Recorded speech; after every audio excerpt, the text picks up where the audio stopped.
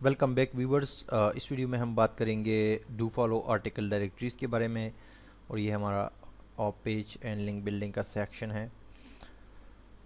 Do follow article directories basically वो directories है। वैसे आर्टिकल डायरेक्टरीज वो डायरेक्टरीज होती है जहां पर आप किसी भी टॉपिक पे एक आर्टिकल लिख सकते हैं, वहां पर सबमिट कर सकते हैं और उससे आप 1, 2 या 3 बैक लिंक्स हासिल कर सकते हैं अपनी वेबसाइट के लिए। फिर उसमें बहुत सारे आजकल जो आर्टिकल डायरेक्टरीज है वो नो फॉलो का लिंक जो है वो ऐड करती है। आपके जो लिंक आप वहाँ पर क्रिएट करते हैं अपनी साइट के लिए तो नो फॉलो होता है। तो इसीलिए मैंने जो है एक लिस्ट जो है बनाई हुई है, top 10 article submission sites do follow. 10 ऐसी साइट्स जहाँ पर आप आर्टिकल अपना पोस्ट कर सकते हैं और लिंक जो आप वहाँ देंगे अपनी वेबसाइट का वो बेसिकली होगा डू फॉलो। तो इसमें तो अभी मैं आपको सिखाऊंगा कि आर्टिकल आपने कैसे पोस्ट करना है और किस तरह लिखना है वगैरह वगैरह। लेकिन उससे पहले भी मैं आपको थोड़ा सा नो फॉलो और डू फॉलो का डिफरेंस बता दूं। By default difference between do follow and no follow, ठीक है जी।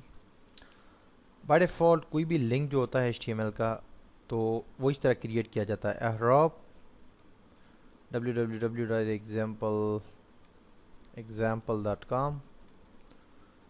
फिर यहाँ पर एक टेक्स्ट होता है गो टू साइट और फिर ये एंकर टैग जो है ये क्लोज हो जाता है। ये जो है ये लिंक के लिए यूज़ होने वाला टैग है जिसको एंकर टैग भी कहा जाता है, जिसमें एक टेक्स्ट होता है इन दो टैग्स के बीच में और उस पर एक लिंक बन जाता है। जब उस पर कोई क्लिक करता है तो उस वेबसाइट पर चला जाता है जो हाइपर टेक्स्ट रेफरेंस में दिया गया वो होता है। जैसे मैंने इसे example.com डाल दिया। अब इस पे जब क्लिक किया जाएगा तो इस वेबसाइट पे बंदा चला जाएगा। ये बाय डिफ़ॉल्ट कोई भी लिंक इंटरनेट पर होता है ना तो वो डू फॉलो होता है, अनलेस और अनटिल कोई वेब मास्टर जो है उसमें नो फॉलो का एट्रीब्यूट ऐड ना करें। मिसाल के तौर पे एक दूसरा मैं लिंक बनाता हूँ www.example.com, गो टू साइट।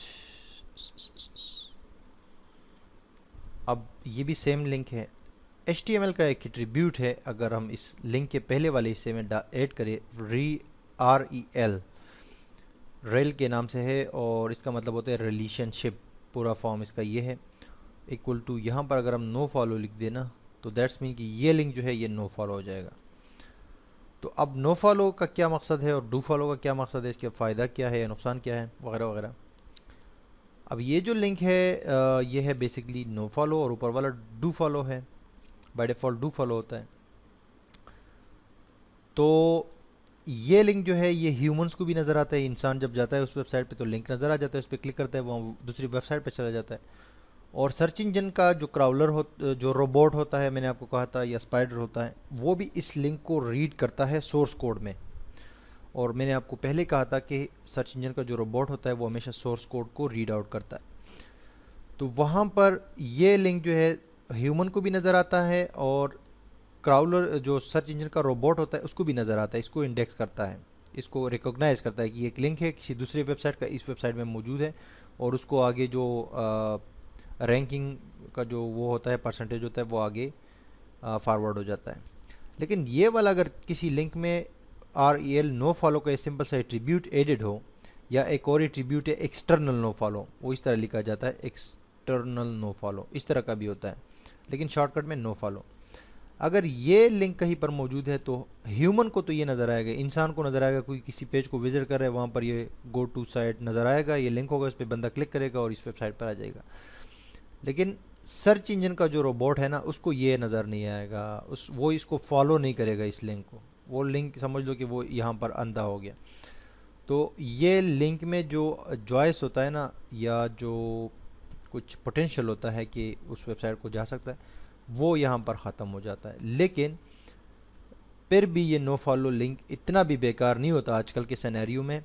कुछ ना कुछ इसका फ़ायदा ज़रूर होता है आपको डोमेन अथॉरिटी में, पेज अथॉरिटी में, ओवरऑल जो है उसकी आपकी ट्रैफिक जो है इससे वो चांस होता है कि ट्रैफिक भी इससे आ सकती है। अब इसको आप फाइंड कैसे कर सकते हैं? मिसाल के तौर पे मैं आपको एक वेबसाइट पर लेकर जाता हूँ, डेली ब्लॉग मनी .com एक वेबसाइट है, एक इंडियन की वेबसाइट है। इस पर मैं आपको लेकर जाता हूँ। इस पे अब मैं यहाँ पर जो है क्लिक करता हूँ।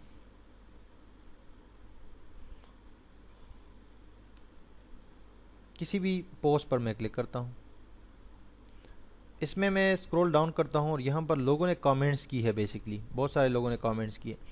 अब इस रोहित सिंह ने कमेंट किया है। जब मैं इसका ये लिंक बना हुआ है इसके नाम के ऊपर, जब मैं इस पर माउस लेकर जाता हूँ तो यहाँ पर आप ऑब्जर्व करिए, इस कॉर्नर में यहाँ पर पीछे एक वेबसाइट है इसका nicebloggingtips.com। ये इस बंदे का वेबसाइट जिसने कमेंट किया है, इसने कमेंट किया है और आगे से इसका ब्लॉग का लिंक भी आ गया है।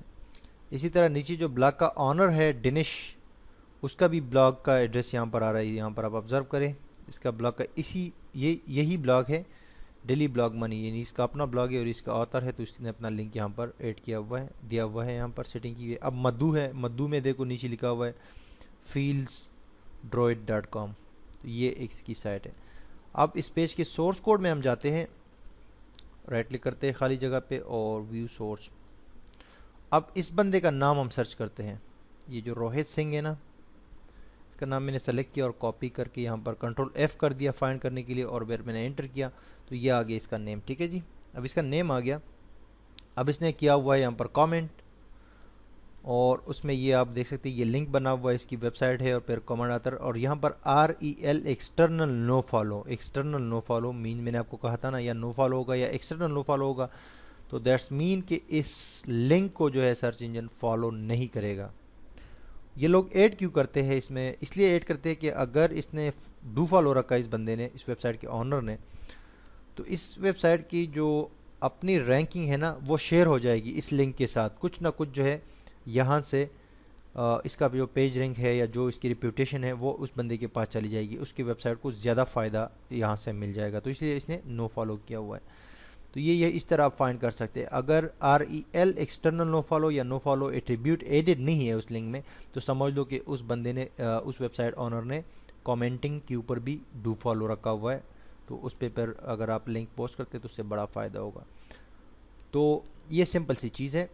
अब इसका अगर हम नाम सर्च करें दिनेश का, तो इसने अपने वाले में ये ऐड नहीं किया होगा, अपना वाला जो लिंक है, क्योंकि ये अपनी वेबसाइट की तरफ जा रहा है तो ये लिंक नहीं किया। और दिनेश, और मैं क्लिक करता हूँ दिनेश दिनेश दिनेश दिनेश, ये देखिए दिनेश, और ये इसने यहाँ पर भी ये ब्लॉग का इसका एड्रेस आ रहा है, और यहाँ पर भी REL एक्सटर्नल नो फॉलो। अब ये एक्सटर्नल नो फॉलो जिसने ऐड किया हुआ है, अगर ये सिर्फ नो फॉलो ऐड करता ना, तो इसके अपना ब्लॉग जो है ना ये भी नो फॉलो हो जाता। ये जो लिंक इसका कमेंट में आ रहा है यहाँ पर, तो इसका अपना लिंक भी जो है ये भी नो फॉलो हो जाता, यानी कि सर्च इंजन इसको भी क्राउल ना करता, यानी जो कमेंट में लिंक इसका आ रहा है अपने ब्लॉग का।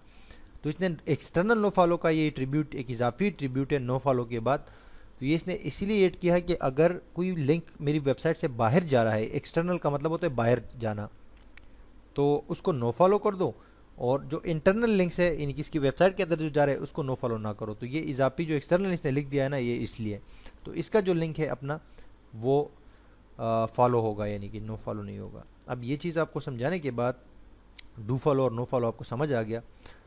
अब हमने क्या करना है जनाब कि नेक्स्ट वीडियो में आते हैं, और इन आर्टिकल डायरेक्टरीज, ये जो है ये डू फॉलो आर्टिकल डायरेक्टरीज की लिस्ट है, यानी कि अगर आप इसमें आप आर्टिकल सबमिट करते हैं तो आपको जो लिंक मिलेगा यहाँ से, या आप जो बैक लिंकिंग करते हैं या जो लिंक बिल्डिंग करते हैं, जो लिंक्स क्रिएट करते हैं वहाँ, वो डू फॉलो होंगे।